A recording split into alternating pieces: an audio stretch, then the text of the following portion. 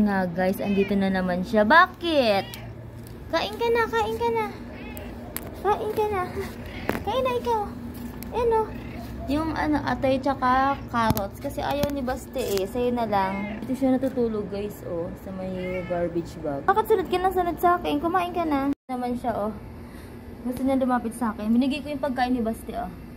Na yung atay tsaka kalabasa. Mainit pa siguro kaya ayaw niyang kainin. Ininit ko eh. Natutulog siya dun sa may ilalim ng motor o sa may garbage bag. Kinain niya rin yung atay tsaka carrots. Pero nilagyan ko siya ng cat food ni Basti oh.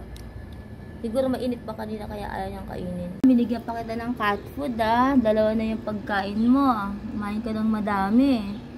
Masarap. Kainin mo yan. Atay yan ng manok. Tsaka carrots. Wawa ka naman eh. Inom ka ng madaming tubig ah. Para hindi ka mauhaw. Naubos na yung atay ng manok tsaka may carrots. Kaya tinanggal ko na yung bowl. So ito na siya. Ay, dyan ka lang boy. Huwag kang papasok ha. Ayan ay. Iniwanan ko pa rin siya ng cat food tsaka tubig. Para pag nagutom siya mamaya. Gusto niya lumapit sa akin na magpa-pet ba? Kasi natatakot ako eh.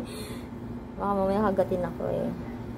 Busog ba ikaw? Nabusog ikaw? May sugat ka oh. Hi! Puti. Puti ang tawag ko sa'yo ah. Kainin na pa yan mamaya oh. Wawa naman. Gusto po. So si Basti nag-iinarte sa pagkain. Sa labas ang daming hindi kumakain. Wala silang pagkain eh. Hi! Hi! Hi! Baka makikipag-away ha, kasi may sugat ka na oh.